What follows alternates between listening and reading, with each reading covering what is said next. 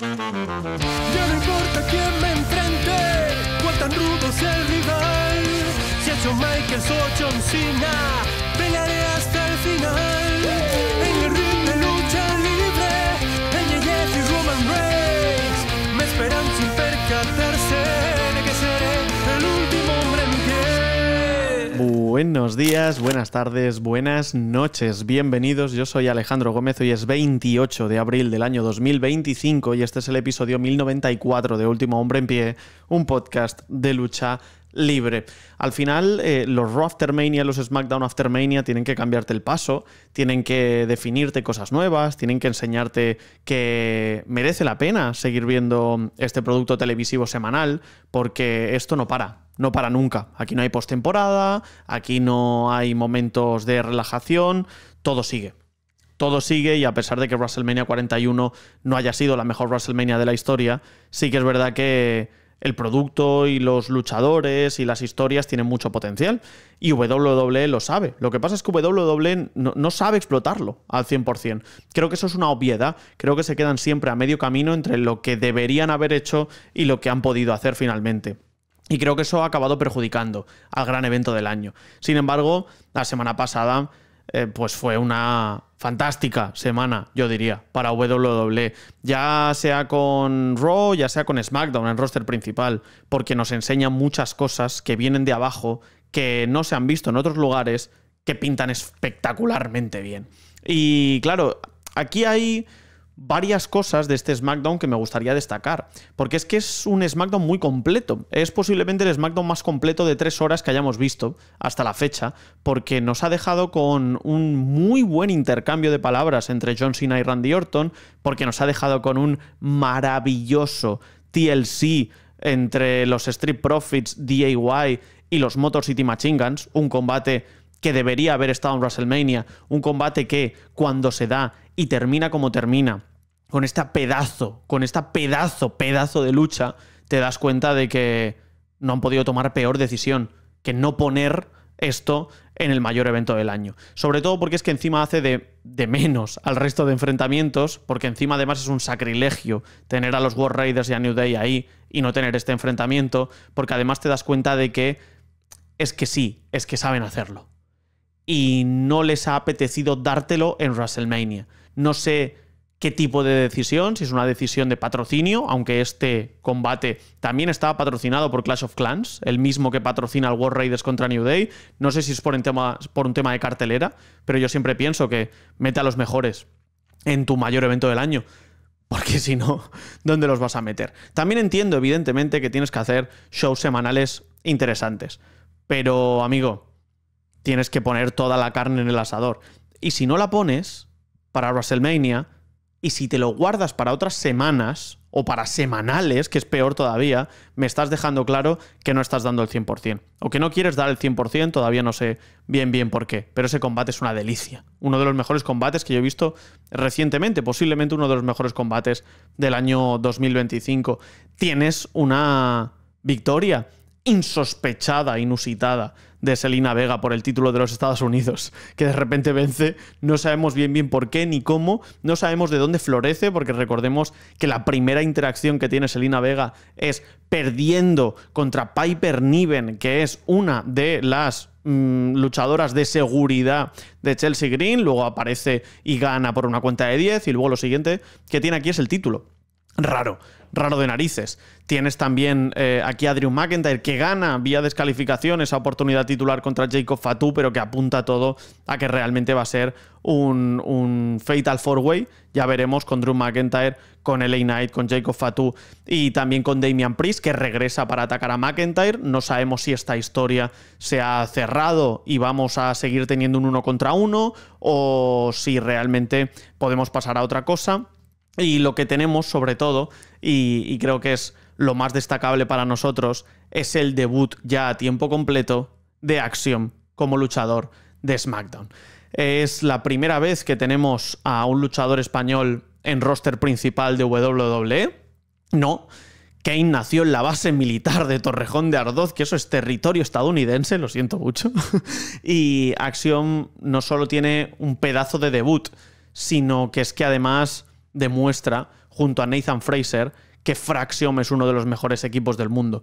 Y la realidad es que me gusta que caigan aquí.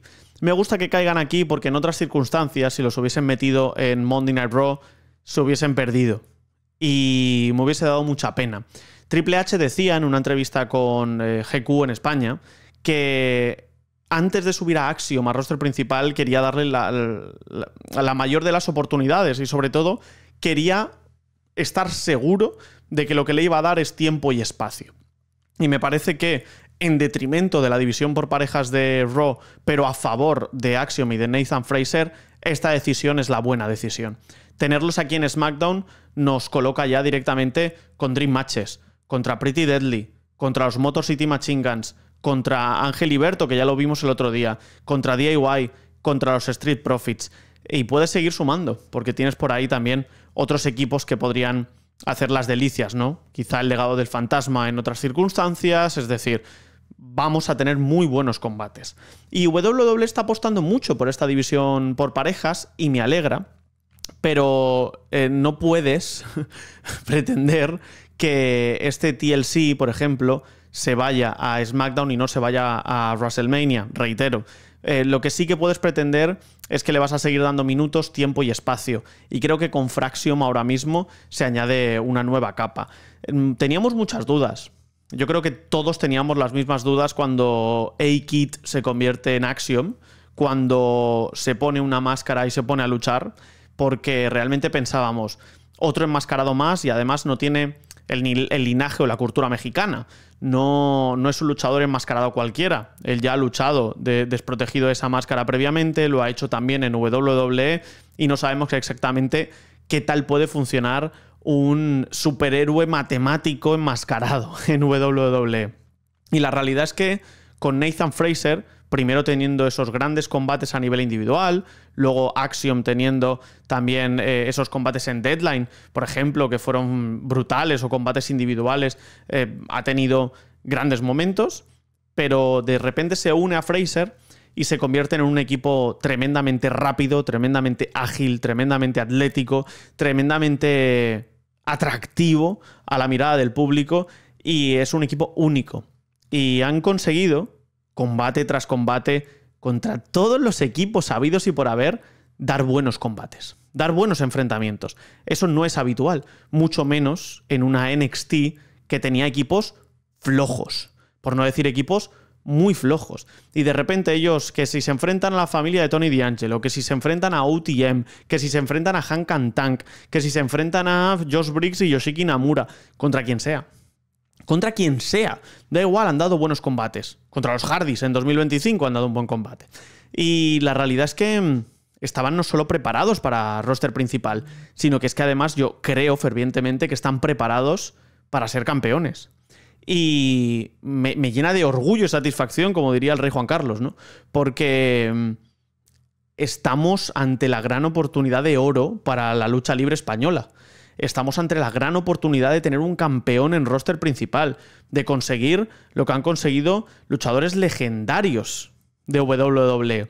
Estamos ante una oportunidad muy cercana de tener a una estrella, si no lo es ya, en forma de Axiom.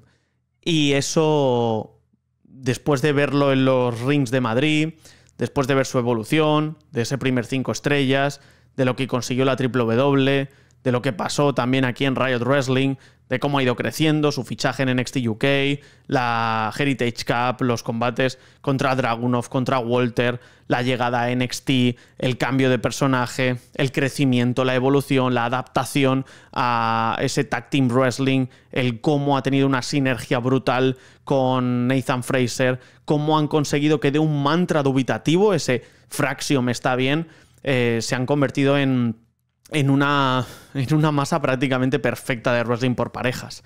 Y ahora llegan a una división que ha crecido en tiempo y espacio, que ha demostrado con un TLC que estaban preparados para lo más grande y que no se lo han dado, pero que no debe cometer ese error WWE para lo próximo, y que sinceramente llegan para añadir muchísimo a esta división. El cielo es el límite. El cielo es el límite para un luchador español, el primero en formar parte del roster principal de WWE. El cielo es el límite para un tío que ha seguido creciendo y que se ha demostrado ya como uno de los mejores luchadores del mundo, al menos uno de los mejores luchadores del mundo por parejas. Espectacular lo de Axiom, que debuta en este SmackDown, en el mismo SmackDown en el que vimos a Jade Cargill competir contra Tiffany Stratton, a John Cena y Randy Orton, a Selena Vega, a ese TLC, el debut, o redebut, mejor dicho, de Aleister Black. Hay muchas cosas que contar. Así que vamos allá, vamos a hablarlo con Lorenzo porque da para podcast. ¿Quieres más wrestling? Conviértete en mecenas de Último Hombre en Pie y escucha episodios exclusivos a partir de 1,99 € al mes. Hoy estamos con Lorenzo Ayuso para hablar de un SmackDown que indiscutiblemente da para podcast. ¿Qué pasa, Lorenzo? ¿Cómo estás? ¿Qué tal? ¿Cómo estás, Alex? Aquí encantado y con mucho de lo que hablar, porque la verdad es que ha dado mucho de sí. Ha dado mucho de sí este show, que es el SmackDown After Mania, y yo creo que cierra una muy buena semana para WWE después de lo que fue un no tan buen WrestleMania, yo te diría. Sí, totalmente de acuerdo. Es verdad que yo creo que todos nos quedamos bastante decepcionados o un poco confundidos después de lo que pasó el pasado domingo, y es cierto que los dos últimos shows, tanto Raw como SmackDown, parece que han venido un poco a levantar los ánimos, ¿no?, de las tropas. Sí, a ver si es verdad, también te digo, porque WWE te da una de cal y una de arena constantemente. Yo creo que ya forma parte del ADN de la empresa y de momento yo siempre intento no quedarme con ese gran furor de decir, ¡guau, qué espectáculo, qué bien, ahora lo van a hacer todo bien!, porque luego evidentemente caen. Y luego al revés, también pasa lo mismo al revés, que de repente piensas, esto no va a ser absolutamente nada, no va a tener ningún tipo de relevancia, y luego te cambian el paso. También es un poco la sensación esa de que tienes que estar constantemente viendo wrestling, consumiéndolo, porque nunca sabes qué te puede parar, ¿no? Es como el meme este de no viniste a clase, pues ayer vino The Rock, ¿no? Pues eso. Totalmente. Además, yo creo que tú lo sabes bien, el fin de semana pasado en WrestleMania fue un poquito esa misma sensación, ¿no? El furor, decepción y vuelta un poco a empezar. Creo que al final es a lo que nos ha acostumbrado efectivamente la WWE, y a uno no le queda más que, bueno, dejarse llevar un poco por la corriente, sí. No como fan, como diría Triple H, pero sí tratar de manejar las expectativas de otra manera. Exacto. No queda otra. Efectivamente. Le voy a recordar a todo el mundo, evidentemente, que te puede seguir en @Lorenzo_Ayuso, que te puede ver y leer en un montón de sitios. No solo dirige cortos, videoclips, también analizas cine, wrestling, televisión, en un montón de sitios, así que les recomiendo que te sigan por allí. Y la verdad es que fíjate que de todo lo que pasó en SmackDown, yo me tengo que quedar con una cosa que quizá no es lo más importante para todo el mundo, pero para mí sí lo es, y creo que para toda la comunidad española también lo es, que es el debut de Axiom, definitivamente, como luchador de roster principal. Ya había estado en SmackDown, recordemos, en el SmackDown de Barcelona, ya había participado en otro SmackDown, pero aquí se hace de forma oficial ya como luchador de roster principal junto a Nathan Fraser, ese equipo de Fraxiom, con victoria contra los Garza. Bueno, es un momento histórico también para España. Por fin tenemos a un español representándonos ahí en las altas esferas. Sí, desde luego, tú lo has dicho, es un momento histórico. Ya venía rumoreándose, había ahí ese murmullo, ¿no?, de que iba a pasar. Es cierto que la presentación de lo que fue hace un mes, en marzo, en el SmackDown de Barcelona, ya te hacía presagiar que estaba muy muy cerca este debut, y yo creo que además ha sido de la mejor manera posible, digamos, dejando desde el primer momento muy claras sus credenciales y poniendo el pabellón muy alto, además teniendo en cuenta que ese debut se producía en un show en el que además estaban los títulos por parejas en juego, ¿no? Por lo que le daba también una sensación de que esta entrada, ¿no?, en el roster tenía también mucho de plantarse y decir, cuidado que ahora vamos nosotros. Y yo creo que en ese aspecto, lo que fue ya en sí mismo el combate, a los que ya estamos acostumbrados a verlos en todos estos meses y en años en general también a nivel individual, en NXT ya lo sabíamos, pero creo que a un nivel general del público mayoritario que consume SmackDown, yo creo que fue inmejorable y bueno, además, incluso la propia comunicación que hizo Triple H a través de redes sociales dejó muy claro que la apuesta por Fraxiom es muy muy fuerte. Sin duda, sin duda. Y ya también decía Triple H aquí en una entrevista con GQ en España que, bueno, que quería darle el lugar que merecía a Axiom en particular, ¿no? Porque se le preguntaba por Axiom, ¿no? Y me parece que es un acierto tenerlos aquí en esta división por parejas de SmackDown, porque podríamos pensar en un ejercicio un poco de equilibrar la balanza, que a lo mejor los necesitaba más Raw que SmackDown. Pero la verdad, de forma un poco egoísta, siendo español, después de muchos años viendo a A-Kid en su día, reconvertido a Axiom ahora con máscara y demás, que es algo totalmente insospechado, no pensamos en ningún caso que acabaría como ha acabado la película. Yo la verdad es que me agrada, me gusta que estén aquí en SmackDown, porque le han dado mucho más tiempo a la división, porque tiene mejores equipos, más interesantes y con mayor nivel, yo diría. Entonces, creo que ahora mismo, para mí, son uno de los mejores, si no el mejor equipo del mundo, Axiom y Nathan Fraser. Qué mejor que estén en una de las mejores divisiones actuales del mundo de la lucha libre por parejas. Totalmente. Opino lo mismo. Creo que el problema de Raw es que probablemente necesite de ese nivel, ¿no? que suba lo que está siendo actualmente. Además, lo vimos también en WrestleMania con el combate que ganaron The New Day. El nivel es bastante desigual, pero creo que precisamente por esa peor construcción que también tiene Raw en ese aspecto, creo que les hubiera jugado a la contra. Y creo que aquí tienen la oportunidad desde el primer momento de estar en muy alto nivel, de estar compitiendo con equipos muy, muy potentes, porque lo pudimos ver en este main event de SmackDown.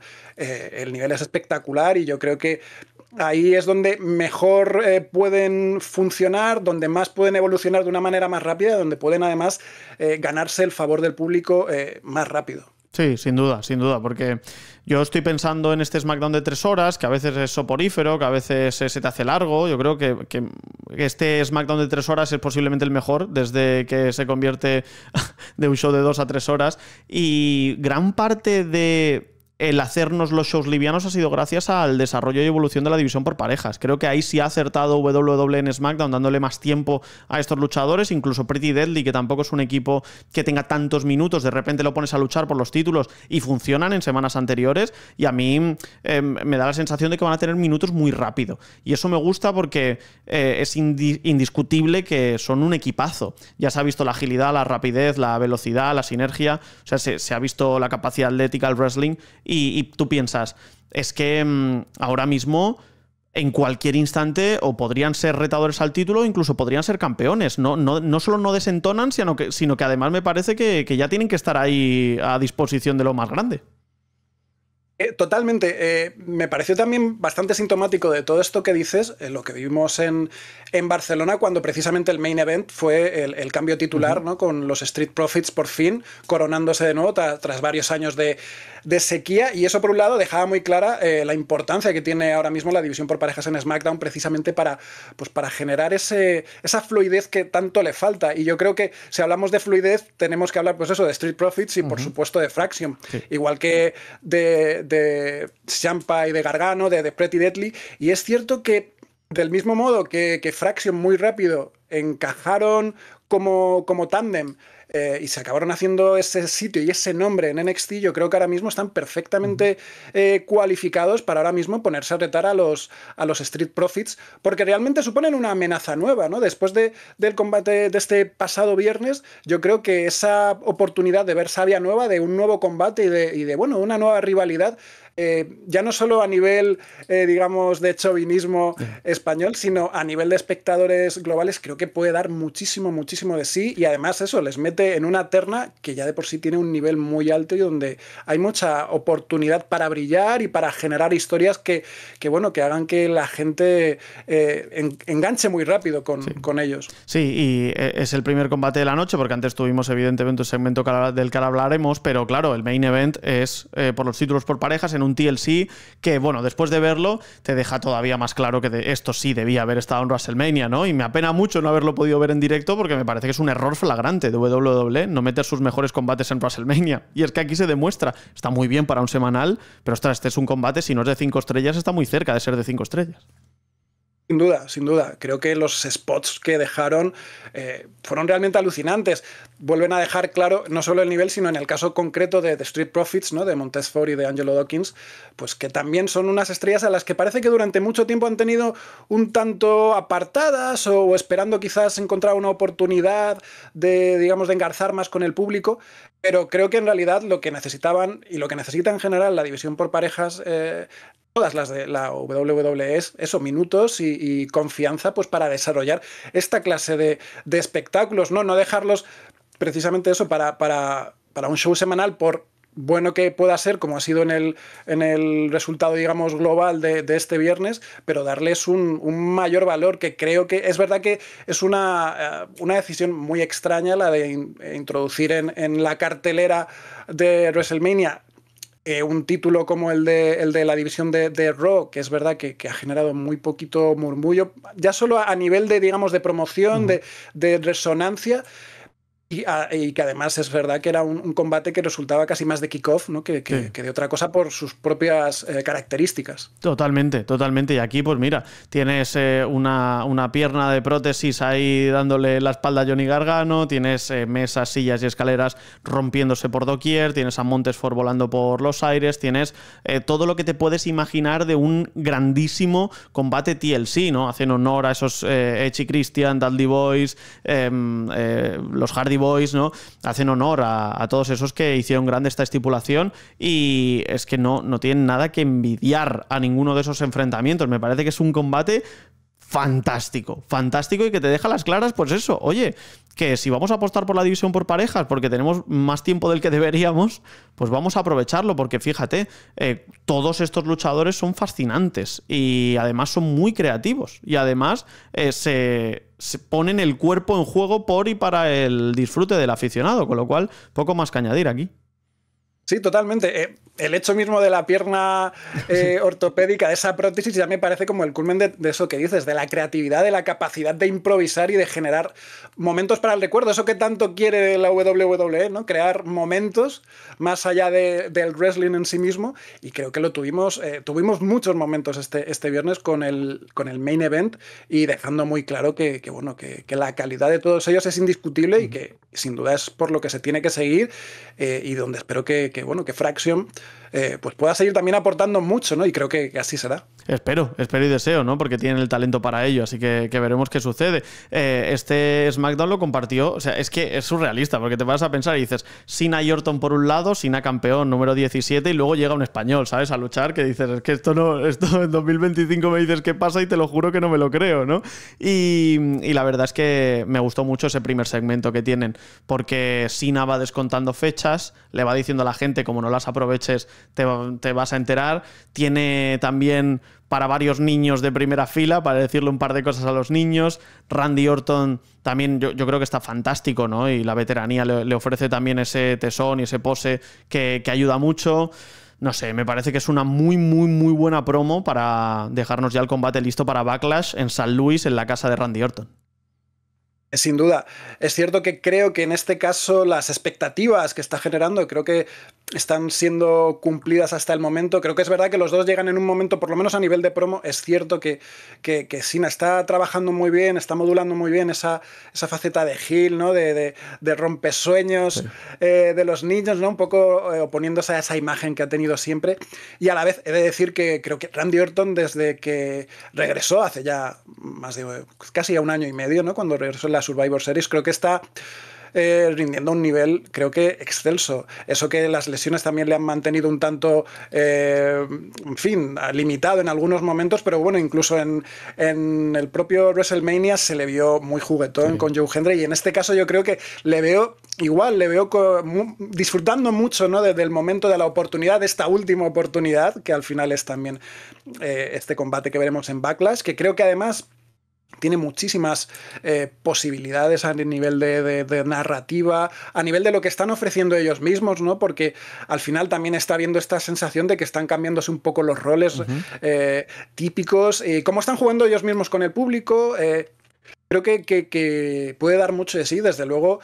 Si venimos quizás de una última semana donde las expectativas no se cumplieron, En este por lo menos se están empezando a poner altas y desde luego están jugando también con el factor nostálgico de una manera creo que más que correcta. Sí, además es un factor nostalgia, como tú dices, inverso. Entonces le da esa dosis de novedad a una historia que se contó durante muchos años, que quizá no nos dio los mejores combates de la historia, sin duda, que esta no nos va a dar los mejores combates de la historia, pero que tanto WWE como el fan, si no lo saben, deberían saberlo. Que no vienes aquí por el combate de 5 estrellas que te pueden dar, sino por en el momento que suene la campana, qué narrativa te quieren explicar y cómo va a seguir adelante.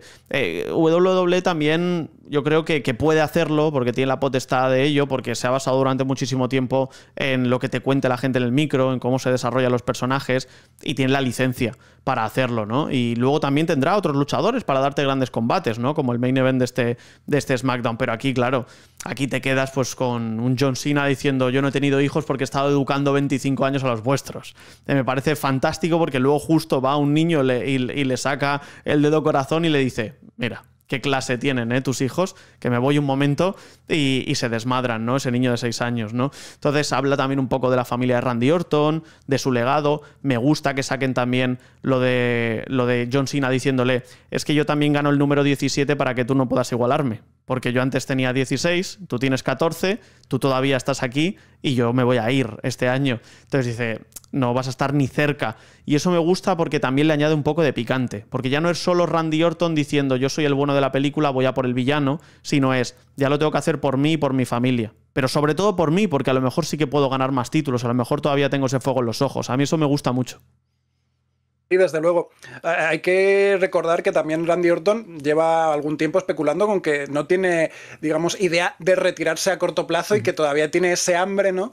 Y eso mismo también genera mucho interés por lo que tú dices. Viene un John Cena fardando, por así decirlo, de récord, ¿no? Y tenemos a un Randy Orton que, bueno, que parece que todavía necesita más y más, ¿no? Mientras John Cena está ya en este tour de retiro, Orton todavía parece que tiene mucho por cumplir o sueños todavía por satisfacer, y eso genera mucho interés. Y es verdad que, bueno, lo que estábamos comentando, ¿no? Esa inversión de roles, ver a Orton en una tesitura también diferente, ¿no? Ante un Cena que, bueno, está haciendo también muy bien esto de lo que decía antes, jugar a romper con esa imagen anterior, eso mismo que decía de los niños, ¿no? Que recuerdo durante años hablaba mucho justificaba, ¿no? De una manera como muy racional el propio hecho eso de la importancia de ser un modelo de conducta para niños y de cómo no había decidido no ser padre precisamente por la responsabilidad que encarnaba, algo que precisamente Orton ya sabemos que tiene una familia bien extensa, ¿no? Entonces hay una serie de juegos ahí metanarrativos muy interesantes de ponerse en el sitio del otro, y eso creo que puede dar lugar a cosas muy interesantes. Sí, además también destacar la intro que le hacen a John Cena, no solo la presentación en ese blanco y negro con Arial en gigante, ¿no? Sino además también lo que hace Mark Nash, que es recientemente uno de las nuevas adiciones del equipo de Ring Announcers, que me parece que es fantástico lo que escriben de el último campeón real, el Never Seen 17. O sea, me parece que ya le añade una épica brutal a un John Cena que no la necesita. O sea, imagínate, ¿no? Si le añades a este John Cena, campeón por 17ª vez, con el récord, además le añades toda esta presentación, me parece que es brutal. Luego además también le dice a Orton: vas a descubrir quién es el último campeón real, le tira el título y al final sale perdiendo otra vez, ¿no? Entonces se añaden muchas vías para este enfrentamiento. Me apetece mucho ver el que será sin duda el main event de Backlash. Y luego también este SmackDown nos dejó con alguna que otra sorpresa, porque Zelina Vega se convierte en nueva campeona de los Estados Unidos. Esta sí que no la vi venir, desde luego. Yo tampoco. Es verdad que yo, como fan de Chelsea Green, es cierto que me ha dejado un poco, no sé si decepcionado, un poco patidifuso, porque es cierto que creo que se estaban haciendo cosas a su alrededor, con ese servicio secreto de Piper Niven y de Alba Fire, que creo que todavía no se había terminado de explotar. Estaban dejando, creo que, segmentos cuando menos divertidos, pero tengo la sensación de que al final Chelsea, siendo la que ha inaugurado, ¿no? este panteón de los campeonatos femeninos de Estados Unidos, se ha quedado un poquito a medio gas. Sí. No tanto por ella, sino por el buqueo que han seguido, que creo que, bueno, parece que tampoco confiaban especialmente en lo que podía dar de sí, cuando creo que por lo menos a nivel de historias y a nivel de interacciones, sí tenía bastante de dónde sacar. Y a la vez, Selena Vega es cierto que llevaba, creo que tiempo bastante, tampoco diría que olvidada, pero sí que en un segundo plano, al final en torno al Rey Misterio, ¿no? Un poco en torno a toda esa facción mexicana, ¿no? Que parece que tiende un poco a meter a los luchadores latinos en una especie de ostracismo. Llama la atención inevitablemente que sea esta coronación en la misma noche en la que vuelve Aleister Black. Pero bueno, vamos a ver qué nos depara. Quizás la WWE quiere reavivar un título que de primeras parece no haber sido capaz de sostener con el impacto que sería necesario. Sí. Así que veremos qué nos puede dar. Sí, yo creo que ha sido una total decepción el reinado de Chelsea Green. Me apena porque habían construido algo interesante con el Secret Service y con la llegada de 2 luchadoras que le apoyaban, pero si ni siquiera esas 2 luchadoras te pueden apoyar lo suficiente para retener un título, ya vemos de dónde parte el asunto, ¿no? Yo creo que no pinta demasiado bien. Y a nivel comedia, perfecto. Creo que era merecido ese trofeo de conseguir ese campeonato para Chelsea Green, ser la primera campeona de los Estados Unidos. Que llegue ahora Selena Vega es inentendible porque, tú lo decías, está perdida, no existe. Para el aficionado de WWE no tiene ningún tipo ni de repercusión ni de desarrollo, narrativamente no es interesante, entonces no sé qué pueden hacer con ella. Tampoco creo que haya muchas más opciones. Entonces ya veremos si puede ser Naomi, si puede ser Jade Cargill, ya veremos si puede ser alguien que tenga un poquito más de impacto, porque si nos vamos a las Michin y demás, creo que va a seguir siendo bastante pobre este título, lamentablemente, pero bueno, tú decías lo de Aleister Black, que es curioso porque si alguien no lo sabe, son marido y mujer, entonces, claro, aquí regresa pegándole un severo patadón ese Black Mass a The Miz. Y es curioso, ¿no? Gana el título de los Estados Unidos y vuelve su marido. Es la noche como perfecta, ¿no? Para él y para ella. No sé qué esperas de Aleister Black en WWE, porque más que una midcard, yo ahora mismo lo veo complicado. Sí, lo veo bastante parecido. Es cierto que ahora mismo creo que el principal problema que tiene SmackDown es que la midcard está bastante repleta. De hecho, incluso de nombres que ya debieran estar aspirando por estar en el main event. Por lo que es cierto que ahora mismo es un momento extraño. Ya el propio hecho de que en su debut se configure una rivalidad con The Miz, aunque sea de pura transición, de pura inauguración de nuevo recorrido, da que pensar, ¿no? De qué planes reales tienen que ofrecerle a un luchador que, por otro lado, creo que es muy interesante, que creo que a nivel de personaje a mí me resulta tremendamente estimulante por lo que puede ofrecer, por ese carácter oscuro, ¿no? Arcano que tiene, pero que a la vez, precisamente, lo hemos podido ver obviamente con ejemplos más radicales, como han podido ser los Wyatt Six, la WWE, esos personajes tan extremos, tan en el límite, no sé si los termina de saber llevar, por lo menos en estos momentos. Y ahora mismo es cierto que con una midcard que ya tenemos tan poblada, tan superpoblada, no sé qué podemos esperar. No sé si a Fatu en un futuro más o menos cercano le puede acabar dando otro patadón de los suyos, pero realmente lo veo ahora mismo un tanto incierto ese horizonte para él. Yo tengo dudas. Creo que puede tener mejor cabida que Rusev, porque hemos tenido esos 2 regresos esta semana pasada. Creo que tiene un poco de mejor cabida porque Aleister Black es más de momentos, ¿no? Y WWE, tú lo decías antes, WWE es adicta a los momentos. Le encanta los momentos por encima de cualquier otra cosa, ¿no? Y ahora con la generación TikTok y con el desarrollo de los Reels y demás, eso le viene como anillo al dedo. Pones una entrada que regresa con la misma entrada que tenía, que eso para mí es un acierto, y la misma música, porque era lo que le diferenciaba.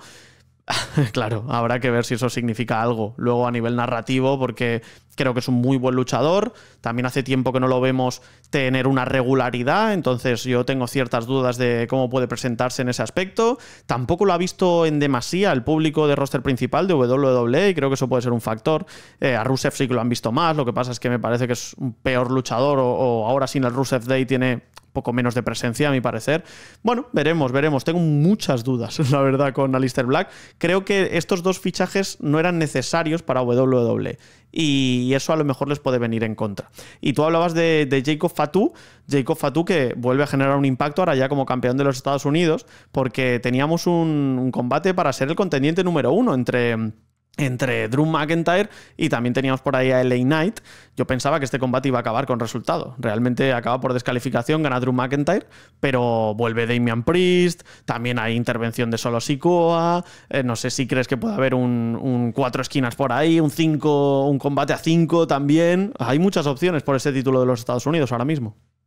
Sí, hay muchas opciones y también veo mucha indeterminación. No veo que parezca haber planes claros para ninguno de estos 4 o 5 luchadores. Bueno, quizás, obviamente para Fatu sí, ahora que tiene ese reinado que pinta que será bastante más duradero, ¿no? que estos últimos. A mí, a nivel narrativas, sí que me parece interesante, bueno, a nivel combate, mejor dicho, empezando por ahí, me parece interesante un 4 esquinas, ¿no? entre Drew McIntyre, LA Knight, Damian Priest y Fatu, quizás con Solo interfiriendo y avanzando un poquito más, ¿no? en esta disolución de ese tándem, ¿no? con Fatu. Pero es cierto que me resulta esta posible rivalidad como una especie de solución de compromiso para mantener activos a varios luchadores que quizás debían estar aspirando a otras cosas. Por ejemplo, en el caso de LA Knight, quizás no estar aspirando de nuevo a volver a ser retador de un cinturón que ha tenido 2 veces en el último año. A Drew McIntyre, que tendría que estar también en otras, quizás en otros menesteres. Sí que es verdad que una rivalidad entre Drew McIntyre y LA Knight me parece estimulante también a nivel de promos. Creo que ambos son capaces de dar muy buen espectáculo. Lo vimos en el combate de hace algunas semanas, el posterior a la Royal Rumble, donde resolvieron su aparente disputa, ¿no? de lo ocurrido durante esas eliminaciones en la Rumble. Además creo que se entienden bastante bien y que son 2 luchadores que siempre dan la talla. A la vez, tener a Drew de nuevo litigando con Damian Priest después de, aparentemente, de nuevo, haber resuelto esa rivalidad en WrestleMania con un muy buen combate por otro lado, no sé si aporta demasiado a ninguno de los dos. A mí me da que pensar que hay varios luchadores que ahora mismo tendrían que estar por lo menos aspirando, si no a títulos, sí por lo menos a renovar esas rivalidades, a añadir matices a sus personajes y a estar en narrativas que sean un poquito diferentes, que les aporten algo nuevo, porque si no entramos como en una especie de vértice succionador en torno a esta bloodline de Solo Sikoa, que ya hemos visto que quedó totalmente defenestrada. Así que no sé, realmente a nivel de combate creo que puede ser muy muy interesante y que de nuevo puede dar muy buenos spots, muy buenos momentos, pero creo que a todos ellos se les queda corto, la verdad. Sí, yo creo que especialmente a McIntyre, porque oye, vira, ¿no? Y Damian Priest podría haber estado perfectamente un tiempo fuera, no pasa absolutamente nada, y así Drew McIntyre tira, que ahora mismo es muy complicado ir a por el título de John Cena, evidentemente, no le queda mucho tiempo y tampoco hay muchos rivales, pero oye, a WWE el draft tampoco es que le importe demasiado, entonces tira hacia otro lado. Creo que hay posibilidades con Jey Uso perfectamente para que él sea un gran retador, no lo sé, creo que hay más opciones que sea campeón de los Estados Unidos, que creo que se le queda corto, por ejemplo, a Drew McIntyre. Y la última que te pregunto es por Jade Cargill. Tiene combate contra Tiffany Stratton. Pensaba yo que iniciarían nueva rivalidad y que podría ser una rivalidad potente. Jade Cargill gana a Naomi al final en WrestleMania, Tiffany Stratton gana a Charlotte Flair, pues tienes combate de las 2 vencedoras, pero parece ser que tienen ese combate, no acaba y sigue la historia Jade Cargill contra Naomi. También, tienes por ahí a Nia Jax de regreso, que yo la eché en falta, sinceramente, en el Road to WrestleMania, porque estaba haciendo un buen papel. Entonces, tenemos otra vez rivalidad Tiffany Stratton-Nia Jax. Sí, hay una sensación como de Día de la Marmota, sí, en este caso, porque es cierto que parecía ya algo más que resuelto y no sé hasta qué punto es algo más de transición para aclarar dudas sobre hacia dónde ir.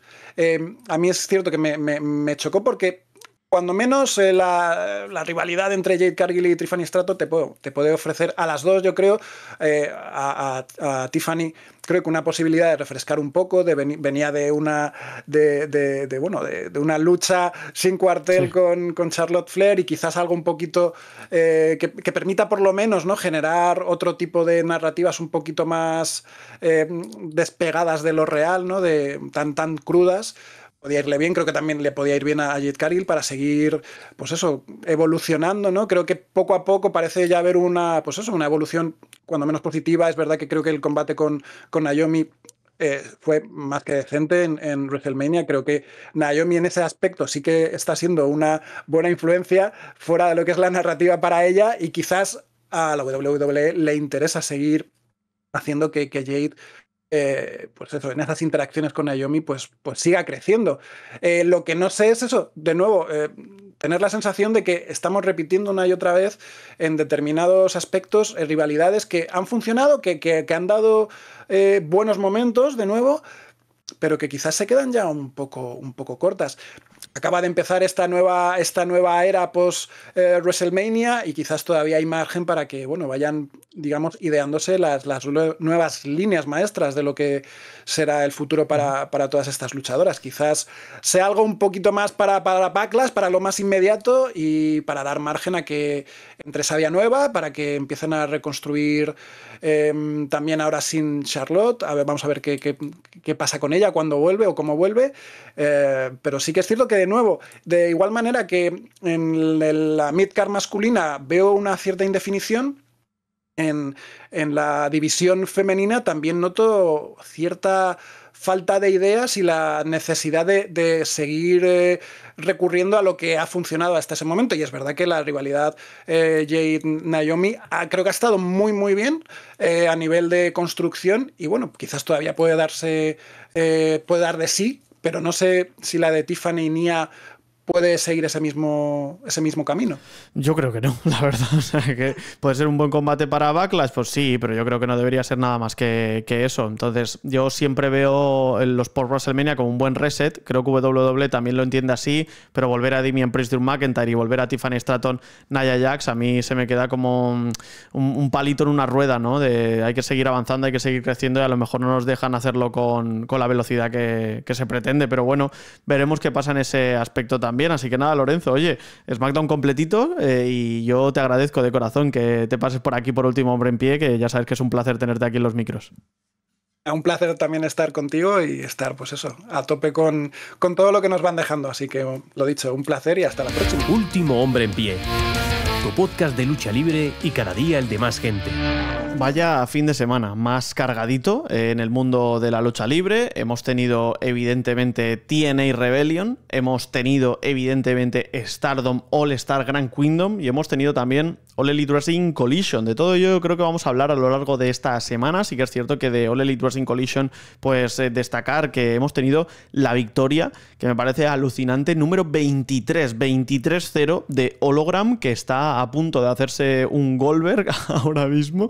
Y luego hemos tenido también un bandido, ¿no? Defendiendo ese título contra Dralístico, ese título de Ring of Honor. Hemos tenido también varios luchadores como FTR teniendo momentos también en el cuadrilátero para cerrar, también Adam Cole con Daniel García y demás. O sea que hemos tenido también un Collision bastante divertido. Lo que sí que está claro es que hay mucho que analizar. Yo creo que mañana vamos a tener el análisis de TNA, ya veremos cómo funciona todo. Hablaremos un poquito también de Japón. Hay que destacar también que, por ejemplo, All Elite Wrestling Grand Slam ya está arrasando en México, y estamos a punto del sold out después de unas 30-40 horas, y solo quedan, me parece, 100 entradas. A la hora que estoy grabando esto, me parece que solo quedan 100 entradas para la Arena México, lo que me parece una completa barbaridad. O sea, chapó, en este caso, lo que ha hecho el Consejo Mundial con All Elite Wrestling. Vámonos también a las preguntas que me hacéis, y sobre todo también os voy a hacer una pregunta yo a vosotros, porque no tengo claro el episodio para mecenas que queréis. Todos los mecenas y los que no sois mecenas me podéis poner en los comentarios, perdonad, ¿cuál es el episodio que queréis escuchar? Porque tengo dudas, porque tengo un episodio grabado ya sobre la carrera y la vida de Jimmy Wang Yang, sobre uno de los grandes olvidados, en este caso, como es el bueno de Jimmy Wang Yang. Sin embargo, tengo otras cosas pendientes. Tengo escándalos en el wrestling. Quiero hablar de la historia de Chris Benoit. No hemos hablado aquí en el podcast en profundidad de Chris Benoit, el asesinato y el fallecimiento de su familia. Quiero hablar también sobre Vince McMahon y hacer un debate sobre ello. Y quiero hablar también sobre Jimmy Wang Yang. Entonces, dejadme, ¿qué preferís? ¿Qué episodio preferís para mecenas esta semana? ¿El de escándalos en el wrestling de Chris Benoit?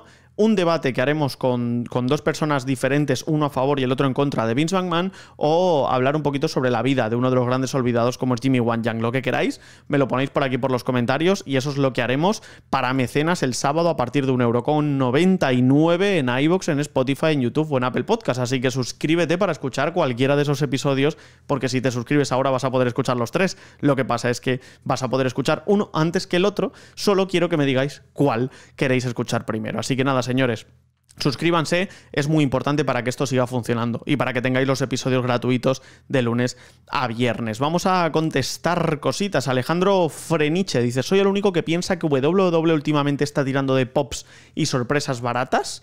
Sí, 100%.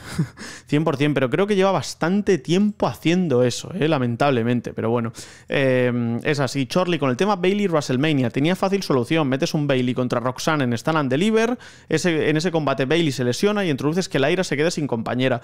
Pues totalmente de acuerdo, macho.